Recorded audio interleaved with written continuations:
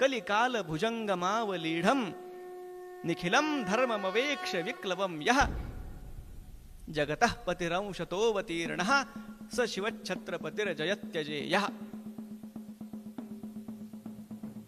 अजय असे छत्रपती शिवाजी महाराजांचा विजय असो असं शेवटी म्हटलेलं आहे. महाराज कसे तर कलिकाल भुजंगमावलीढम निखिलम धर्मम अवेक्ष. आमचा जो सगळा धर्म आहे तो या कलिकाळाच्या दुष्प्रभाव रूपी सापाच्या विळख्यामध्ये सापडलेला पाहून साक्षात या तिन्ही जगतांचा स्वामी भगवान नारायण ज्यांच्या रूपानं अंशानं प्रकट झालाय ते छत्रपती शिवाजी महाराज. हे शंभूराजांनी लिहिलंय धर्मासाठी. महाराजांचं अवतरणच मुळात धर्मासाठी हे ते म्हणतात. आता आपण जाऊ कविराज भूषणाकडे.